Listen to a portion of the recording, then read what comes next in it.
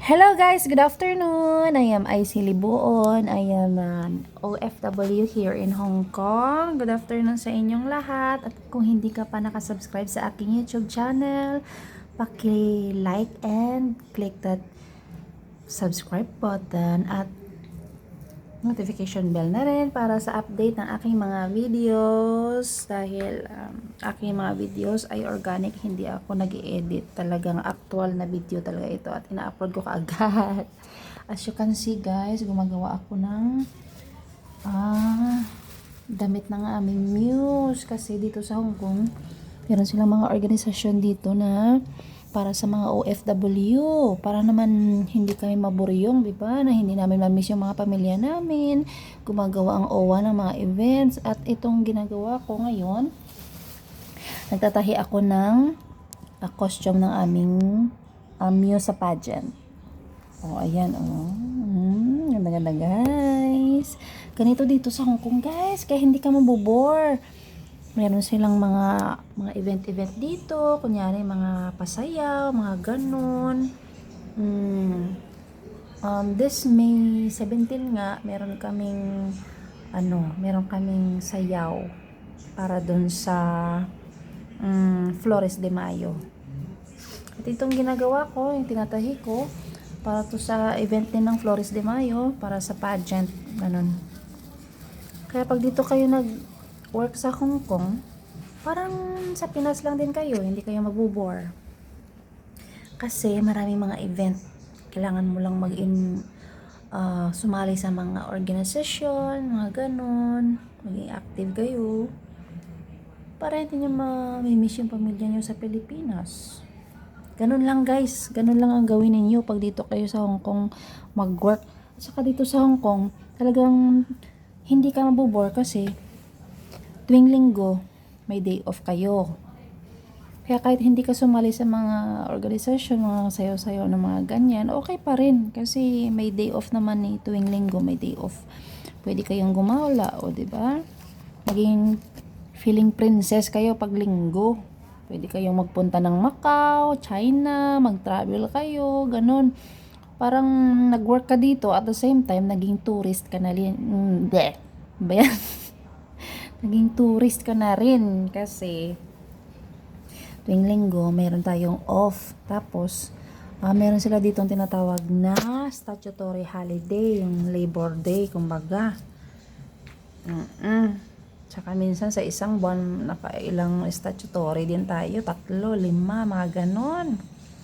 Kaya lang syempre ready din natin yung mga budget natin pag statutory natin kasi syempre sa labas tayo, kakain tayo sa labas, pero depende naman sa amo. Yung amo kasi na iba, binibigyan nila ng pang holiday yung mga cheche nila, yung mga magalanting mga amo, ganun. Paswertihan lang din guys sa mga amo dito guys. Tapos yung rice dito, hindi sila rice is life dito guys. Once a day lang kumakain ng rice dito. Kaya pag dito kayo sa Hong Kong, mag-ready na kayo, magbaon kayo ng maraming tinapay sa kwarto ninyo kasi dito yung umagahan dito tinapay lang. Tapos minsan ayaw pa ng amo na kumain kayo ng rice sa tanghali. Sa gabi lang talaga. Kaya ganun. Kaya pag nakasahod ka na, bili ka ng sarili mong rice o di kaya bili ka ng tinapay mo, ng palaman ng tinapay mo, ganun.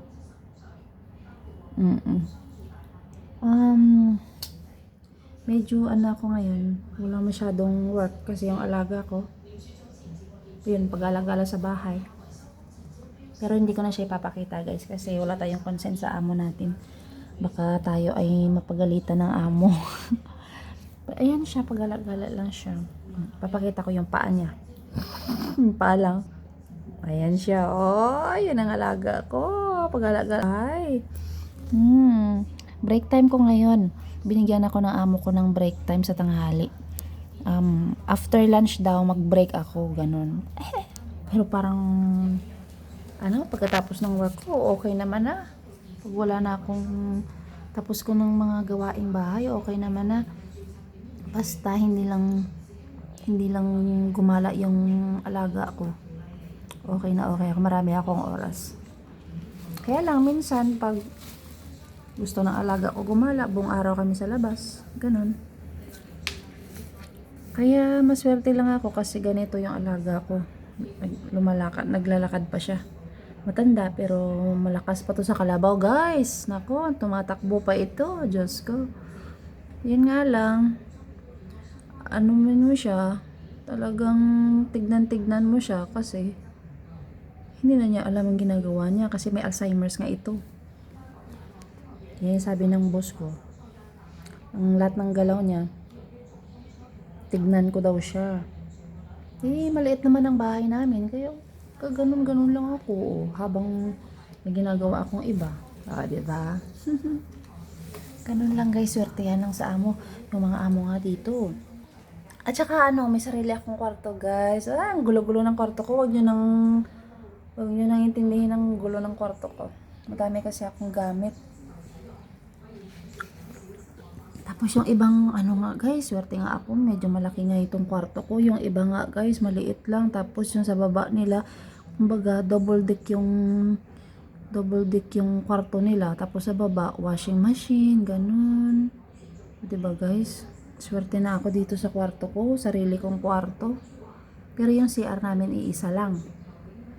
Kaya, pag iisa lang yung CR nyo at ng amo mo, wag kang masyadong matagal sa banyo kasi kakatukin ka talaga. Ay nako, may sabon ka pa, kakatukin ka na. Lumabas ka na, Cheche. Bakit ang tagal mo? Ganon.